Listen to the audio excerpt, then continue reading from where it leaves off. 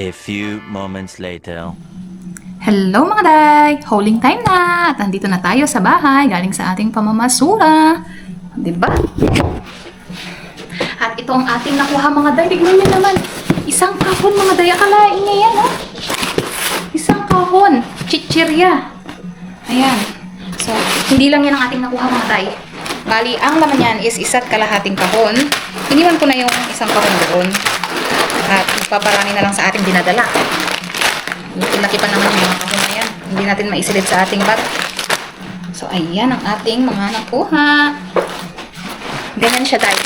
Ganyan siya, mga day, oh. So, ganyan ang kanyang laman, mga day. Kalain mo yan. Pork crackle. Oo, ayan siya, mga day, oh. Pork rind. Ayan. So, chicharon. Chicharon baboy, mga day. Pinagtatapon dito. Bakit niya tinatapon? Di naman nasisira yan. Kali naka 2,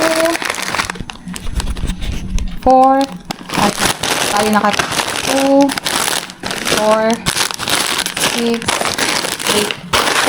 10. Nakasampo tayo nitong mga chicharon, mga day, mga pork crackling. Tapos, meron pang isang box. Ayan, so, ang isang box ay may 20 na laman. So, isa't kalahating box ang ating nakuha, mga day.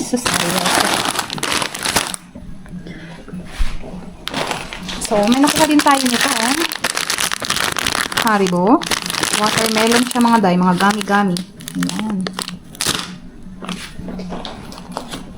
May nakuha rin tayong mild salsa. Kaya kalain mo yun, mga day, oh. Tinapon ko lang. May nakuha rin tayong ito. Nakipit. Mini kosan. Ayan.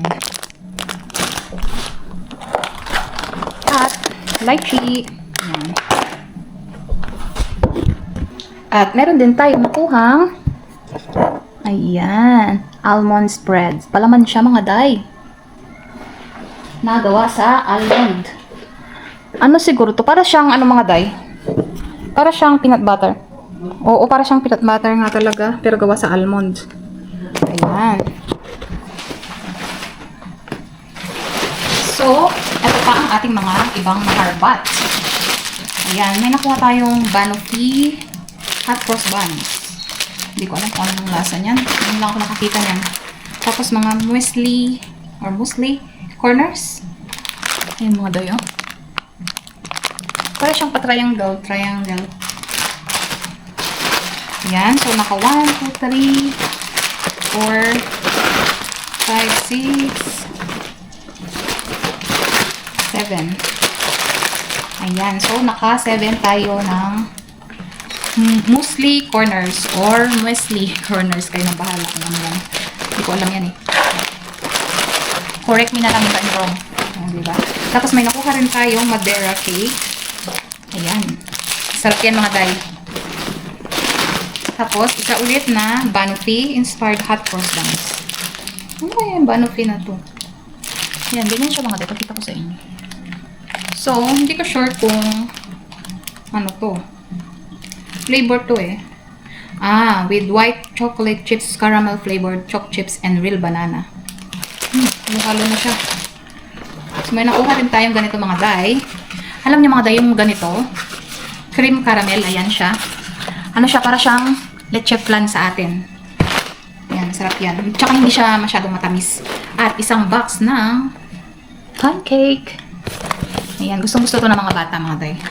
Tinapon nila kaya hindi nila mabenta. Ayan, oh, na punit ang kanyang, hindi naman punit, na naawang lang ng konti, o, diba? Tapos may nakuha tayo mga ganito, mga day. 3. Ayan, ganyan siya. Ganyan siya, malalaki siyang cookies. Ayan. So, naka-3 tayong pack na ito. At naka-2 tayong ganito. Mga chocolate chip. Pero muffin sila, mga day. Naku, sarap nito sa kape, mga day. Merienda, almusal. O, diba? Ayan, oh, sarap naman ng mga to. Tinapon nila, oh. Yum, yum. Ayan. Chocolate chip muffins. At isang stuff. Large shells. Ayan. Pang sopas ba? At hindi pa dyan nagtatapos ang ating harbat for tonight. Mga day. Meron pa dito. Dito na lang maraming bagsi kordapya. So, nakaharbat tayo ng giniling na baka.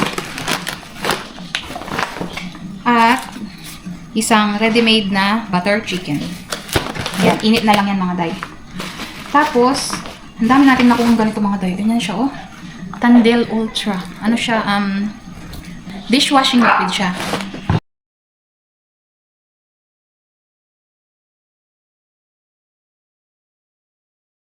Ayan, dinoble ko siya ng plastic mga day para hindi matapon-tapon sa ating bag ang sabon. Kay, ano naman siya, wala naman silang butas. May ano lang sila, may damage yung ano nila sa may bandang upper part na nila. Kaya, tinapon, na UP ba? Ayan siya, oh. Ayan siya mga day. Hindi naman lahat ganyan, pero sa isang box siguro nito, ganyan, mga maiilan-ilan na ganyan, na UP. So, tinapon na nila. Ayan, pwede pa naman yan. Ayan, so bali naka 4, 8, 9. Naka-10 tayo mga day. Ito, iba yung isa. Ay, pero dishwashing liquid din siya. Ayan. So, ano lang to, antibacterial, lemon. Yung kanina, ano naman to, power soak. Superior grease cutting power, lime. So, pwede yan sa mga kalderong nangingitim mga day. Ayan, at nakakuha rin tayo ng 1 kilong asukal. 1 kilo ba to? 2 kilo pala siya. So, may nabutas siya ng konti. Hindi siya butas, mga day. Ano siya, bali yung pinagdikitan ng papel niya. Natanggal siguro yung pagkakagulo niya. Kunti lang naman, kaya kinuha na natin. Actually, 2 yan. Isa lang yung kinuha ko. So, ayan ang ating mga harbat, mga day.